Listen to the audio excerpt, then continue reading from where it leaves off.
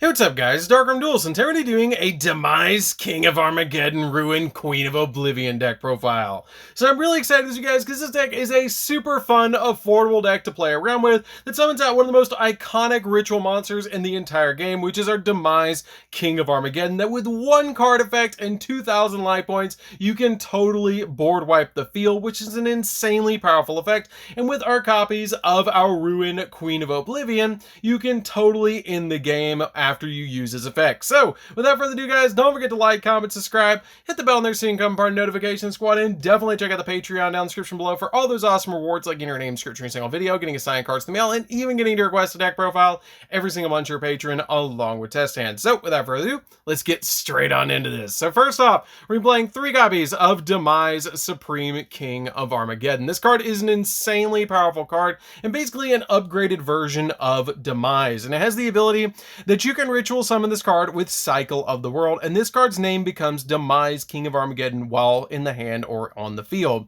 And then while this ritual summon card is on the field, your ritual monsters cannot be destroyed by battle, and if all monsters used to ritual summon this card were ritual monsters, you don't have to pay life points to activate this card's effect. And then once per turn, you can pay 2,000 life points to destroy every other card on the field that you can, and it has the ability that if you do, you inflict 200 points of damage to your opponent for each card that was destroyed by this card effect that was controlled by them, which is an insanely powerful effect to be able to just board wipe, do a little bit of burn damage, and then go in for 3,000 attack points. We then play 3 copies of Ruin, Supreme Queen of Oblivion. She's an insanely powerful card to back up your copies of Demise because she has the ability that you can ritual summon this card with Cycle of the World, and her name becomes Ruin, Queen of Oblivion while she's in your hand or on the field. And while this ritual summon card is on the field,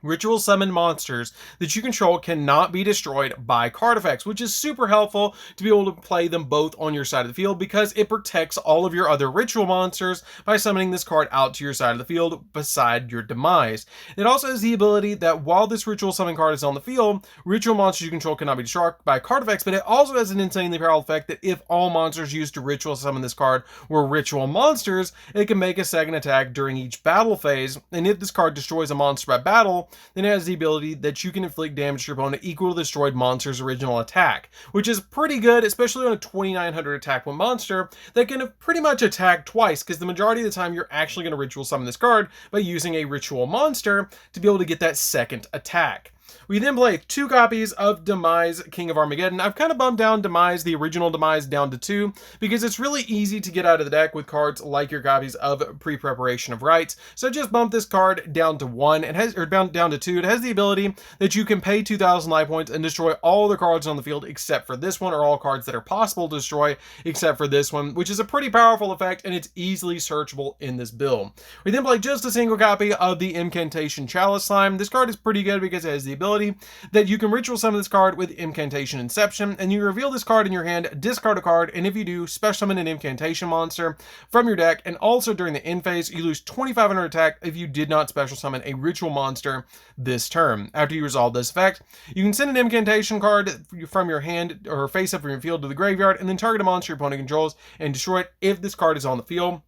which is a pretty good effect just to be able to pop an additional card and be able to special summon out additional incantations so you get those additional pops. I love this card in the deck, but I just feel like a single copy of it is totally fine. I usually go between 3 to 1 of this card, and right now I'm really liking just 1 with some of the other tech cards we're playing. We're then playing 3 copies of Incantation Talismandra. Talismandra is really good because all of your incantations share pretty much the same effect. They just search different things, and you have to reveal different things. So let's go over the effect of this card. This card has the ability that you can reveal a ritual monster in your hand and then special summon both this card and 1 incantation monster from your deck, except another copy of itself, which is pretty much the effect of all of your incantations. You reveal either a ritual monster or a ritual spell, depending on the incantation, special summon them from your hand, and then special summon an additional incantation from the deck, so that the additional incantation will actually get its effect off. Now this card's particular effect, if it's special summoned by the effect of an incantation, has the ability that you can add a ritual ritual monster from your deck to your hand,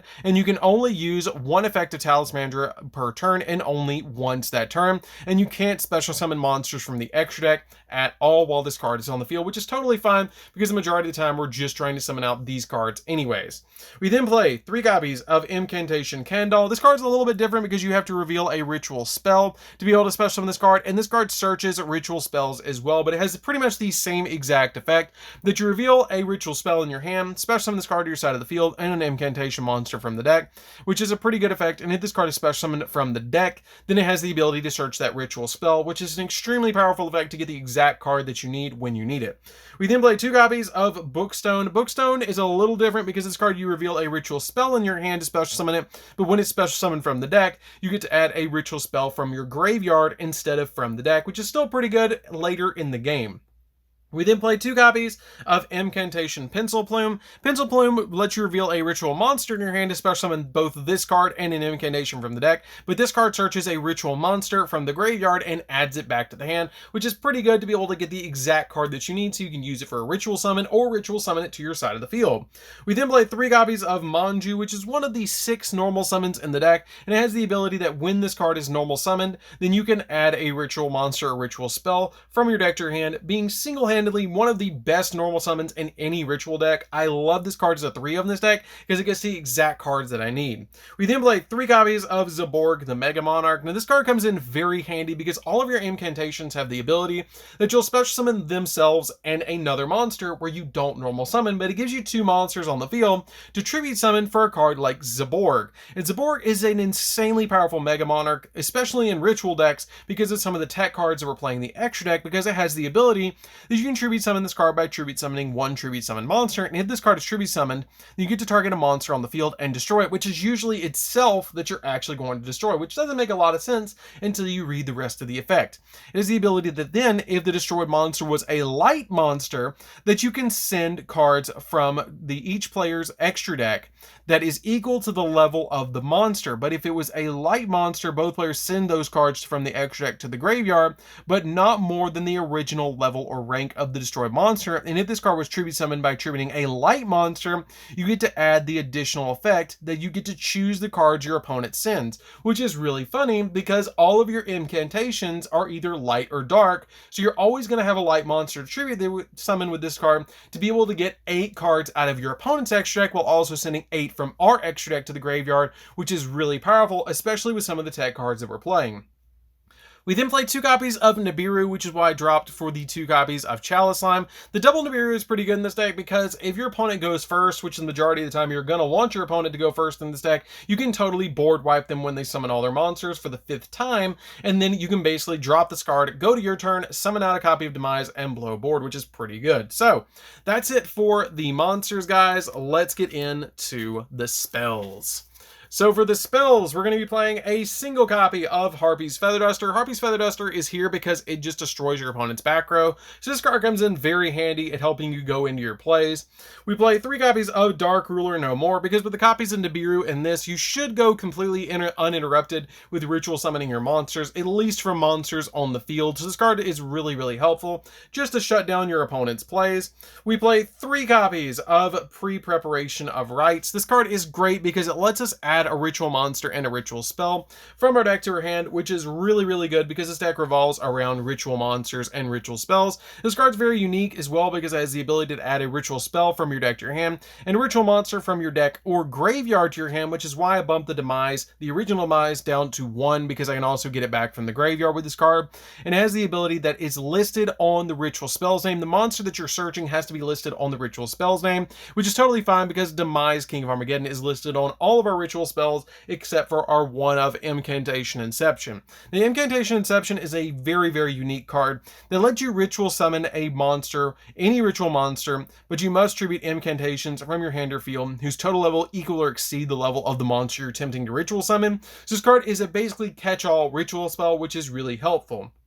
We then play 3 copies of End of the World. This card is the ritual spell that you're going to be using to ritual summon out your Ruin and your Demise, and has the ability that you can ritual summon them using cards from your hand or field, which is a pretty good effect to be able to just ritual summon out that card. We then play 3 copies of Cycle of the World. I really love Cycle of the World because this card is not only a ritual spell, but kind of a searcher as well, because this card can be used to ritual summon either Ruin or Demise, but you must also tribute monsters from your field, specifically, whose total levels equal or exceed the level of the ritual monster you're attempting to ritual summon. And then during your main phase, except the turn this card was sent to the graveyard, you can shuffle this card into the deck to add an End of the World from your deck to your hand, and then you can add a Ruin or Demise from your graveyard to your hand, which is super helpful for consistency of this deck. So that's it for the spells, guys. We don't play any traps in this build. Let's get into the extra deck. So for the extra deck, we're going to be playing 2 copies of the Super Dreadnought Rail Cannon Gustav Max,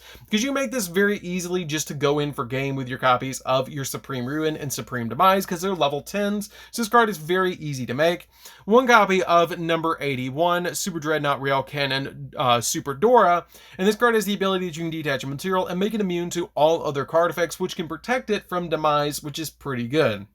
We play 2 copies of the Super Dreadnought Rail Cannon Juggernaut Libby, because you can overlay this on top of one of your other trains, and it has the ability that it can basically go up to 6,000 and attack multiple times going in for game. We play a single copy of number 35, because the difference between your life points and your opponent's life points, your monsters gain as attack points, so this card can get really big, especially with us paying 2,000 life points at a time to destroy our cards, and destroy our opponent's cards on their side of the field. We then play a single copy of Double A Zeus, because Double A Zeus is just basically here just to board wipe cards that you can't normally deal with Demise, so I just play this card as a one of in here. 1 copy of Psyframe Lord Omega. Psyframe Lord Omega is really good in here because you can actually send this card to the graveyard with your Zaborg, because pretty much every one of the next cards after Psyframe Lord Omega, and including Psyframe Lord Omega, are targets for your copy of Zaborg. But this card has the ability that if this card's in your graveyard, you can target one other card in the grave, shuffle both this card and that card into the deck, which can help you recover cards that you need. We play 3 copies of Herald of the Arclight. Now this card is an insanely powerful card to send with Zaborg,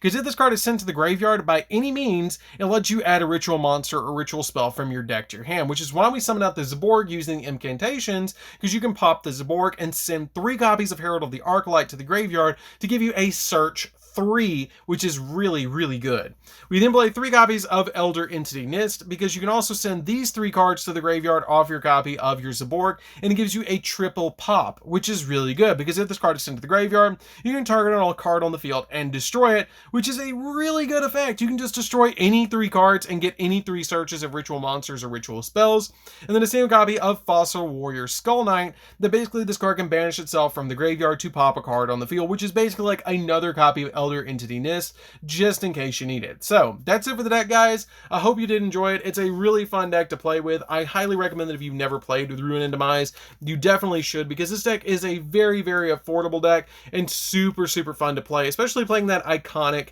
Demise King of Armageddon. So anyways, guys, this is DarkArmedDuelist. Don't forget to like, comment, subscribe, hit the bell there so you can come part of the notification squad, and we'll see you guys in the next video. See you later, guys.